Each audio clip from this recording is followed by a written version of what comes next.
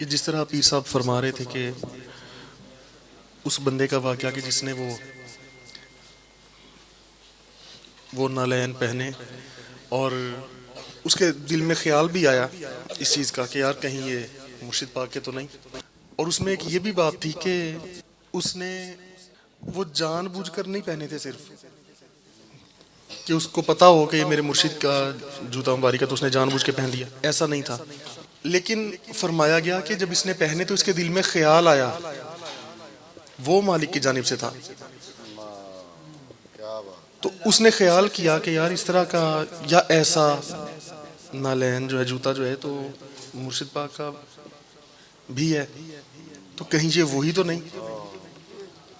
بس خیال آیا اور خیال آ کے ختم ہو گیا. اس نے اس بات کو اگنور کیا, اس نے سوچا کہ شاید نہیں. پھر خیال آیا اس نے پھر اس کو چھوڑ دیا. تو پھر وہ باقی بات آپ نے سن لی ہے ساری. تو اس میں ایک تھوڑی بات سمجھنے کی یہ بھی تھی کہ ضروری نہیں ہوتا کہ ہم کوئی بالکل جان بوجھ کر نیتاً کوئی ایسی غلط کوئی حرکت کریں تو ہی غضب ہوتا ہے یا ہو سکتا ہے. بعض اوقات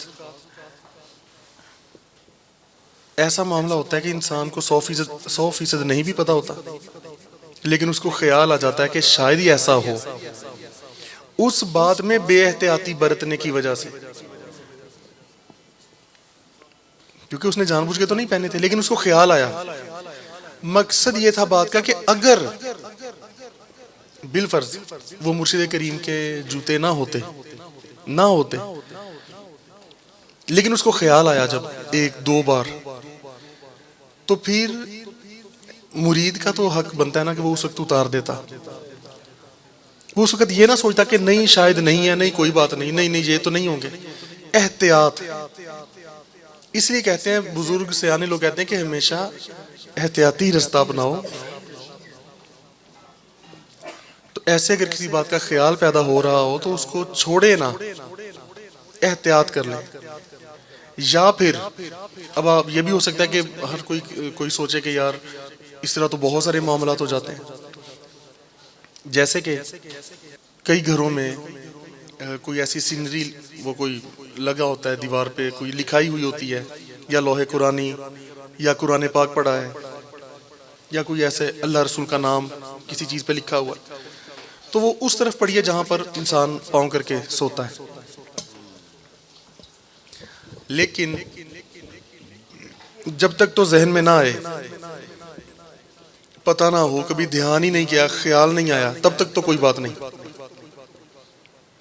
لیکن جب اس کو کبھی خیال آ جائے کہ یار میرے پاؤں ادھر تو نہیں ہوتے. کئی لوگ یوں بھی کرتے ہیں کہ ایک جانب پاؤں کیے تو اسے تھوڑا سا دائیں یا تھوڑا سا بائیں, یا کعبہ قبلہ رخ ہے یا کوئی ایسا نام لکھا ہے یا کوئی ایسی جو بھی آپ سمجھ لیں جس چیز کا ادب ضروری ہے یا مرشد پاک کی شبیہ ہے, تو وہ سوچتے ہیں کہ کوئی بات نہیں, تھوڑا سا فرق ہے. تو پھر یا تو وہ سوئیں نہ, کیونکہ سوئے ہوئے تو نہیں پتہ لگے گا نا کہ پاؤں ادھر ہے یا ادھر ہے یا ادھر ہے. ہاں اگر اتنا آپ کو پتہ ہے کہ اتنا فرق ہے کہ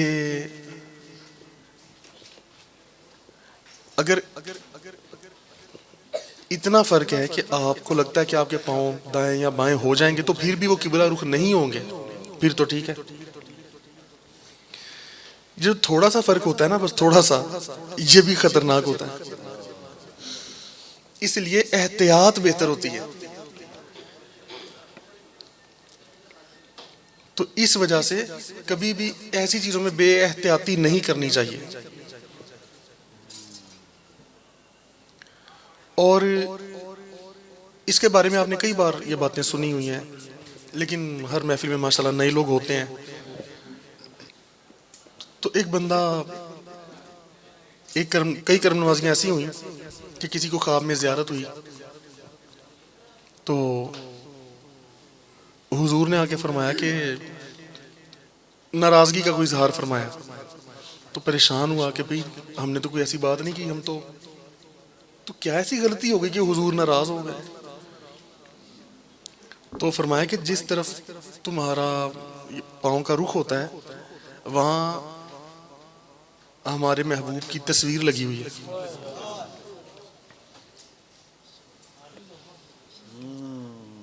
تو تم نے خیال نہیں کیا، یعنی کہ تم نے دیکھا ہے پر تمہارے ذہن میں کیوں نہیں آیا کہ یار سامنے تصویر ہے تو میں نہ کروں؟ پھر اس کو خیر یہ تنبیہ ہوئی، پھر اس نے معافی مانگی اور سارا. مقصد ہے کہ آداب مرشد بھی یوں سکھائے گئے. تو میں یہ عرض کر رہا تھا کہ اگر بعض اوقات ایسے ہو کہ انسان کو پتا ہو کہ یار اگر میں نے یوں اس جانب پاؤں کرنے ہیں تو تھوڑا سا بائیں یا دائیں، ایسے جو بھی ہے، قرآن ہے یا جو بھی ہے، قبلہ رخ ہے، مدینہ شریف کا رخ ہے، تو اگر کسی وقت یوں کرنے پڑتے ہیں تھوڑا سا انسان ہٹا لیتا ہے اپنے پاؤں کو، تو پھر ظاہر ہے وہ سوئے گا تو نہیں، وہ صرف وقتی، اسے پتا کہ اتنی دیر میں نے اپنے پاؤں ادھر رکھنے، اس کے بعد میں نے سمیٹ لینے ہیں، تو وہ تو ہو گیا کنفرم، پکا ہو گیا. تو عرض میں یہ کر رہا تھا کہ جب شک آ جائے تب احتیاطی رستہ اپنا لیں، یا پھر فوراً اس بات کا شک نکال لیں. دیکھو نا اس نے جوتا پہنا، اگر خیال آیا تو یا تو وہ فوراً پوچھ لیتا کہ یار یہ مرشد پاک کا ہے یا نہیں، یہ بھی نہیں کیا، بات پکی اس کے تک نہیں پہنچی، اس نے کوشش ہی نہیں کی. دوسرا ہے کہ جب اس کو خیال آ گیا تو اس نے وہ بھی چھوڑ دیا. تو اس لیے بہت سارے معاملات ایسے ہو جاتے ہیں ہماری زندگی میں جس میں ہمیں احتیاط کی ضرورت ہوتی ہے اور ہم نہیں کرتے، تو پھر بہت سے مسائل بنتے ہیں. اور بہت سی باتیں ایسی ہوتی ہیں جو اب یہ بھی انہی باتوں میں سے ہے کہ کیونکہ اس کو پتا نہیں تھا کہ اتنی بڑی بات ہو جائے گی یہ والی. اور پھر ہمارے مرشد کریم تو وہ ہستی ہیں جنہوں نے بے شمار چیزوں میں سے خود گزر کر یہ روحانی مراحل جو ہیں، شریعت مطہرہ کے معاملات ہیں یا طریقت کے کوئی مسائل ہیں، جو بھی بات ہے آپ نے پریکٹیکلی اس کو کیا ہے اور پھر وہ چیزیں بتائی ہیں. اور دیکھیں کیسی بات ہے کہ ایک بزرگ مرشد کریم نے فرمایا کہ ایک بار یہ جس طرح ہم نماز پڑھتے ہیں، تو آپ نے واقعہ سنا ہوا ہے پہلے بھی، جب نماز پڑھتے ہیں تو اپنے آگے اگر کوئی چیز رکھ لی جائے کہ یار کوئی آگے سے بندہ گزر جائے گا چلو، تو پھر وہ اتنا مسئلہ نہیں ہوتا، گزر سکتا ہے. کوئی کرسی رکھ لیتا ہے، کوئی سٹول رکھ لیا، کوئی چیز رکھ لی، چلو یار آگے سے بندہ گزر سکتا ہے. تو لیکن اگر یوں پاؤں کر لیا جائے اس طرف، اب دیکھیں نا کہ ہم جب قبلہ رخ ہو کے کھڑے ہو جاتے ہیں یا رکوع سجدہ کرتے ہیں، تو اب ہمارے اور کعبہ شریف کے درمیان کیا کوئی چیز نہیں ہوتی؟ بے شمار چیزیں ہوتی ہیں، بے شمار، کتنے سینکڑوں میل، ہزاروں میل کی مسافت پہ کعبہ شریف ہے یہاں سے. لیکن ہم جب وہ چیز کوئی اپنے آگے رکھ لیتے ہیں، اس کے اور ہمارے درمیان کوئی چیز نہ ہو، وہ چیز اپنے آگے رکھ لی، کوئی ٹیبل، کوئی کرسی، اس کے آگے سے پھر کوئی بندہ گزر جائے تو کوئی بات نہیں. اسی طرح اگر ہمارا رخ کعبے کی جانب ہے، ہم کعبے کے قریب کھڑے ہوں اور کعبے کے اس طرف سے کوئی گزر جائے تو کوئی بات نہیں. تو بات یہ چیز کیا تاثر دیتی ہے کہ مسئلہ تب بنتا ہے کہ جب اس لنک کے، اس توجہ کے درمیان کچھ اور چیز آ جائے. وہ چیز آپ سے قریب ہے، دور ہے، جو بھی ہے، تصور جو ہے آپ کا پکا ہونا چاہیے. روحانی لحاظ سے بھی وہ چیز ٹھیک ہوتی ہے اور ظاہری مسئلہ بھی اس کا بتا دیا گیا. لیکن اگر یوں پاؤں ہو جائے اور بندہ سوچے کہ چلو یار جب سر کیا تھا اس طرف تو آگے کوئی چیز رکھ لی تھی تو کوئی بات نہیں، خیر ہے. لیکن اگر پاؤں ہو گیا تو پھر کوئی چیز درمیان میں رکھ لو تو پھر شاید پاؤں بھی کر سکتے ہو، پھر آگے سے پھر کوئی بات نہیں. تو فرمایا کہ ایسا نہیں ہے. اگر پاؤں اس طرف ہو جائے، کیونکہ ادب کا مقام یہ ہے، تو اگر یہ خیال آیا کہ یار اگر پاؤں اس طرف ہو جائے اور درمیان میں یہ ہمارے جو بھی ہمارا گھر ہے، مسجد ہے، اس کی دیواریں ہیں، پھر یوں لگاتے جاؤ مکہ شریف تک، درمیان میں سمندر بھی ہے اور بے شمار بلڈنگز آتی ہیں، تو یہ خیال کا آنا، مرشد پاک نے فرمایا کہ حضور کی زیارت ہوئی تو حضور نے یہ بات بھی سمجھائی کہ اس طرح سے سوچنا کہ اگر بندہ یہ سوچے کہ میرا پاؤں اس طرف ہو گیا، درمیان میں تو اتنی چیزیں آتی ہیں، تو شاید ایسا ہوتا ہے یا نہیں، بے ادبی ہوتی ہے یا نہیں ہوتی، یہ سوچنا بھی آقا جی نے زیارت کروائی خواب میں اور فرمایا کہ اس طرح سوچنا بھی ادب میں کمی ہے، اس طرح سوچنا بھی. اور اگر کسی کے ساتھ ایسا ہو جائے اور وہ چند لمحات یہ سوچ لے اور چند لمحات اس نے اپنے پاؤں ادھر ہی رکھے ہوں، اگر وہ یہ سوچ لے، یہ سوال میں ہی دیر لگا دے، تو فرمایا کہ یہ ادب میں کمی ہے. اب دیکھیں اس میں کیسا باریک نکتہ ہے کہ بندہ یہ نہیں سوچ رہا کہ یہ بے ادبی ہے تو میں کر رہا ہوں، وہ سوال کر رہا ہے کہ کیا یہ بے ادبی ہے. اس میں بھی ایک کم ادبی ہو گئی، یعنی جہاں امکان ہو، جہاں محسوس ہو جائے، خیال آ جائے کہ کہیں یہ بے ادبی تو نہیں، تو اس میں جلدی سے اپنے آپ کو ٹھیک نہ کرنا اور اس خیال میں رہتے ہوئے لمحات گزار دینا بھی بے ادبی ہے. ایک مرید تھے اپنے مرشد کے، تو وہ یوں ایک جگہ سے گزرے تو وہاں ان کے مرشد کا جائے نماز تھا، مصلی تھا.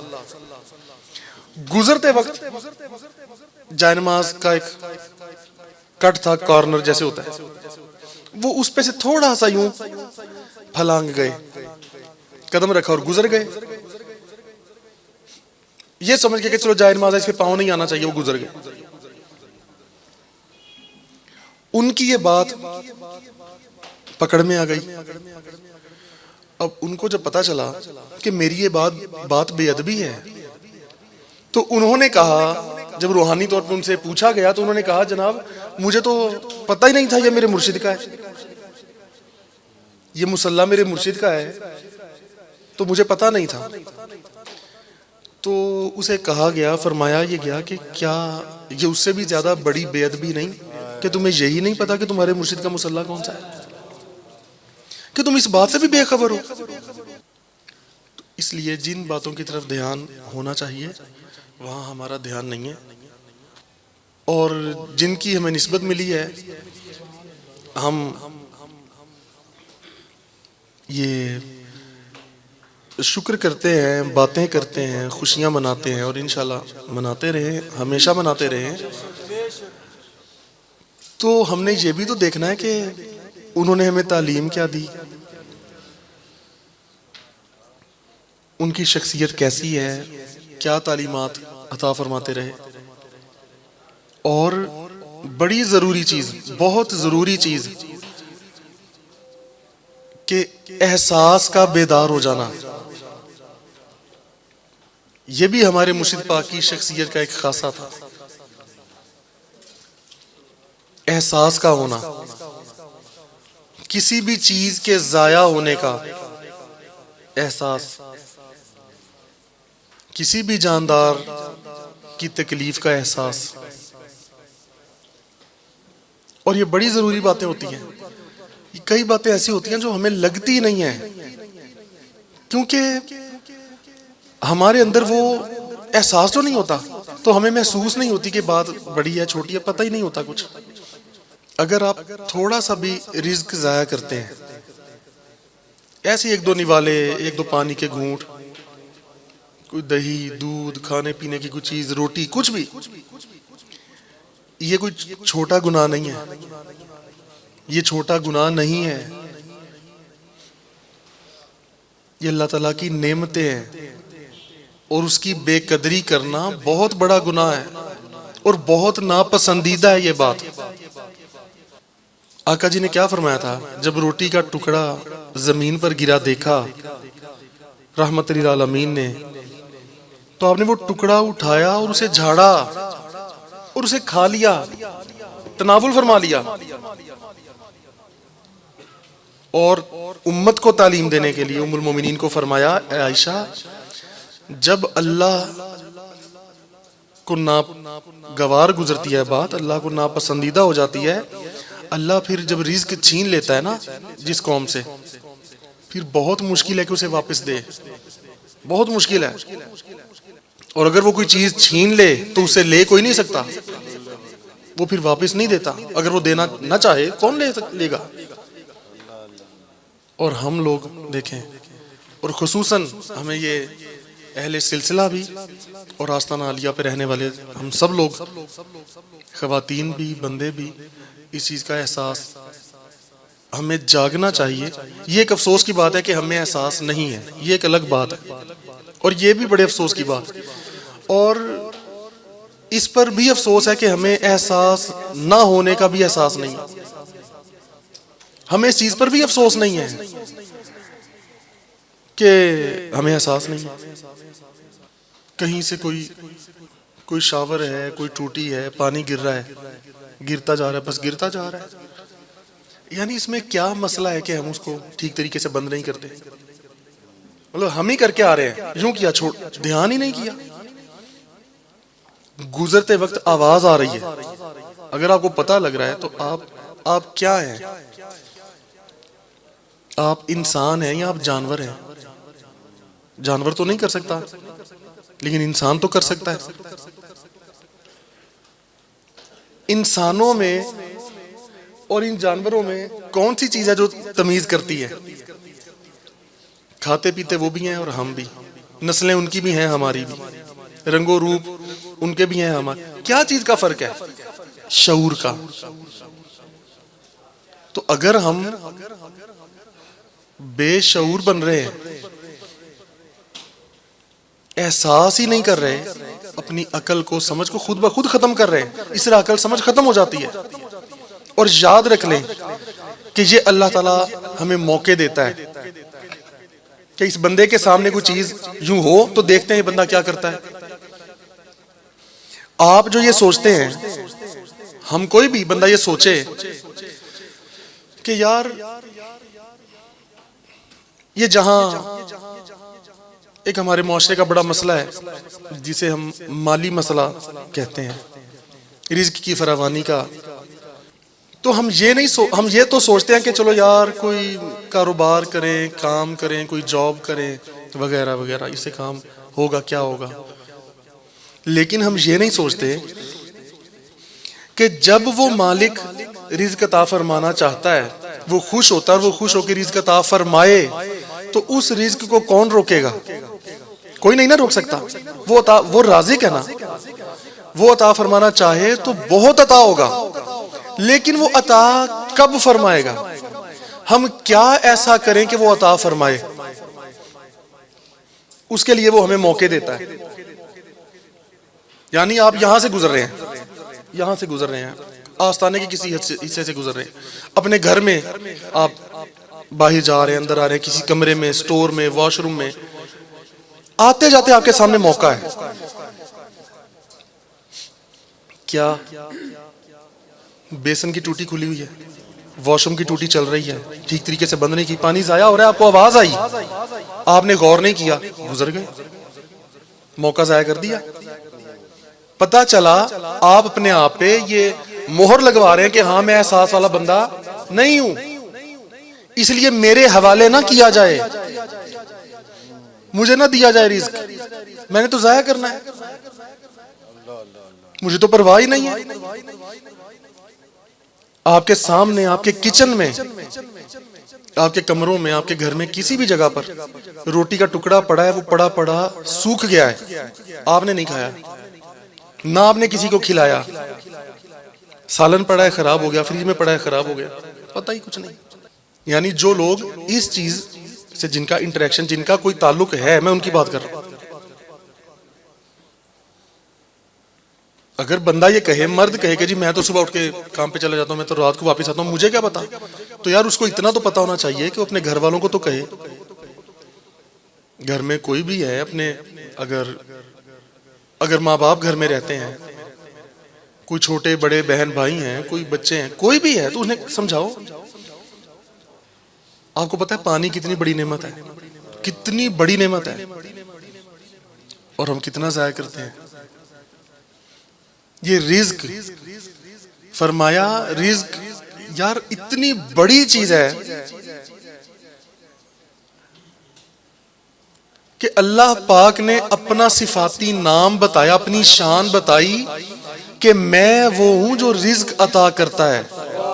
یعنی اللہ پاک نے رزق کو اتنی اہمیت دی ہے کہ اس نے اپنا صفاتی نام عطا کیا، اس رزق کے ساتھ منسوب کر کے رزق کو اپنی شان کے ساتھ منسوب کیا ہے. یعنی ہم کسی بات کو اہمیت دیتے ہیں تو ہم کہتے ہیں نا یار یہ چیز میں نے کی ہے. اللہ پاک نے رزق کو اتنی اہمیت دی، فرمایا میں عطا کرتا ہوں، میں دیتا ہوں رزق. وہ اپنی شان بتائے کہ میں الرزاق ہوں، میں رازق ہوں، میں خیر الرازقین ہوں. تم لوگ منگتے ہو، تم محتاج ہو، اور ہم اس رزق کو ضائع کر رہے ہیں اور ہر چیز پہ نخرے کر رہے ہیں. یہ نہیں کھانا، وہ نہیں کھانا، ہمیں یہ پسند نہیں، وہ. بھائی تم ہو کیا؟ تم کیا ہو؟ تمہیں تمہاری پسند پوچھی کس نے؟ تمہاری اوقات حیثیت کیا ہے جو تم یہ کہو؟ تمہاری رائے کی اوقات کیا ہے جو تم یہ رزق کو کہو کہ مجھے نہیں پسند؟ یہ تعویل نہ نکالیں کہ نہیں جی کوئی چیزیں ہوتی ہیں ایسی وہ ٹھیک ہی نہیں ہوتی، کھائی نہیں جا سکتی. میں ان چیزوں کی بات نہیں کر رہا، میں ٹھیک چیزوں کی بات کر رہا ہوں. کوئی سبزی ہے، کوئی پھل ہے، مجھے نہیں پسند. کیوں بھائی تمہیں کیوں نہیں پسند؟ تم کیا ہو؟ تم کسے پسند ہو؟ تم ہو کیا؟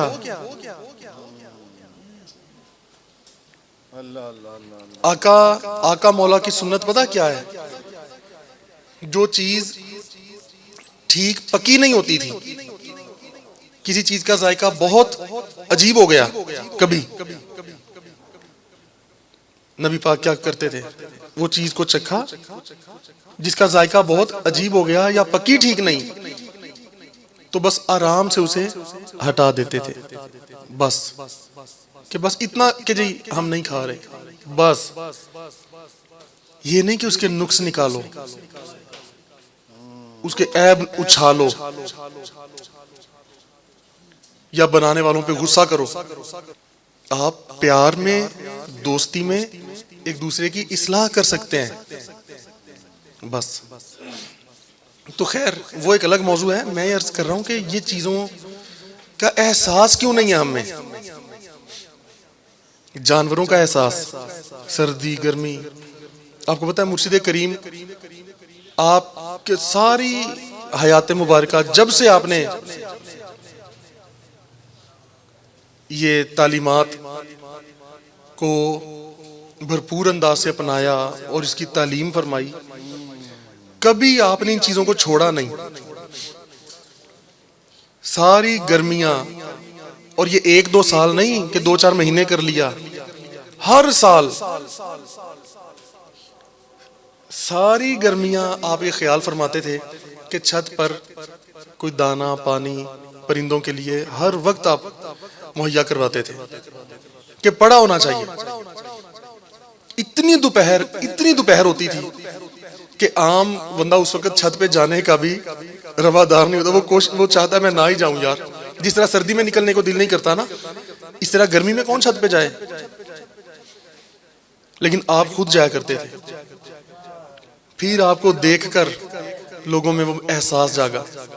پھر آپ یہ ڈیوٹیاں لگاتے، سمجھاتے لوگوں کو، اور گرمی میں کھڑے ہوتے، شدید گرمی میں، اور ان کے لیے کوئی سائبان تیار کرتے، کوئی کپڑا لگاتے، کوئی ایسے انتظام کرتے کہ پرندے آئیں گے تو ان کو بھی گرمی لگے گی، اس سائے کے نیچے بیٹھ جائیں. ان کے لیے ٹھنڈے پانی کا انتظام کرتے تھے. انسانوں کے لیے بھی، کہ وہ تو آپ کو پتہ ہی ہے لنگر کھانے جگہ جگہ قیام آپ نے کیے. اور اسی طرح سردیوں میں یہ بکریاں بھیڑ ان کو رکھا شروع سے. پہلے پرانے لوگ جانتے، پہلے یہیں پر ہوتے تھے، یہ جو پلاٹ ہے، یہ جگہ ہے، یہاں پر ہوتے تھے. پھر وہ بائی پاس سارا جو ہے نظام ادھر ہے درباشی پہ، تو آپ وہاں پر بھی ان کی سردی کا اتنا خیال، ان کے لیے الگ الگ آپ نے وہ پورشنز بنائے ہوئے تھے. تب سے آپ نے بنوائے اور پھر وہ چل رہے ہیں ابھی الحمدللہ. اللہ پاک ہم سب کو احساس عطا فرمائے اور خدمت خلق کی توفیق عطا فرمائے. ہمیں اس کا احساس عطا فرما دے مالک. بس جب احساس ہو جاتا ہے نا تو سارے کام انسان خود ہی کر لیتا ہے.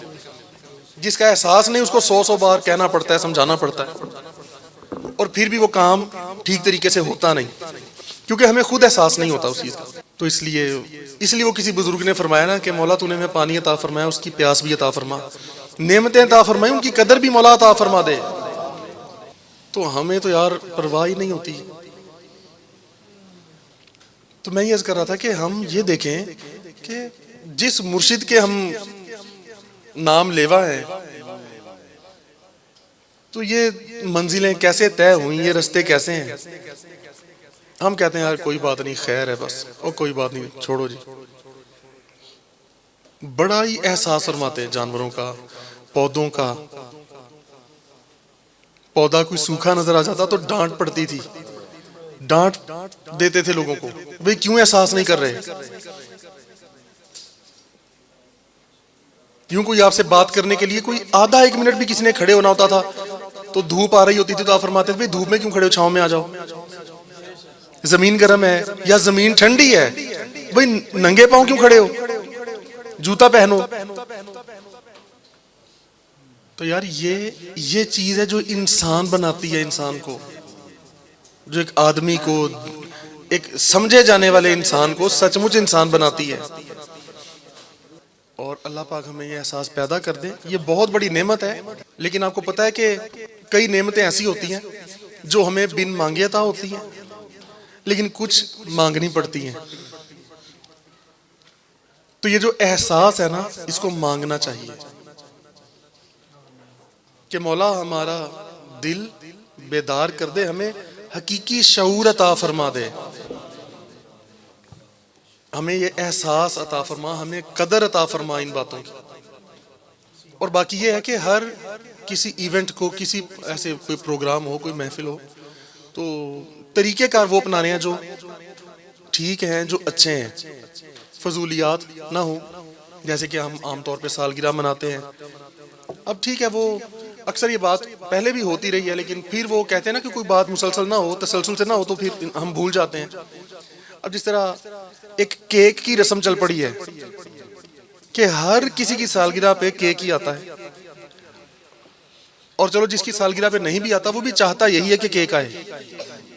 تو یہ یار کیک کا سالگرہ سے کوئی تعلق نہیں ہے. اس کو ہم نے لازم و ملزوم کر لیا سالگرہ کے ساتھ, اس کا کوئی لین دین نہیں ہے اس چیز کے ساتھ. اور نہ ہی اس کے بغیر کوئی سالگرہ ادھوری ہوتی ہے. کسی کا برتھ ڈے اس کے بغیر ادھورا نہیں ہے, نامکمل نہیں ہے.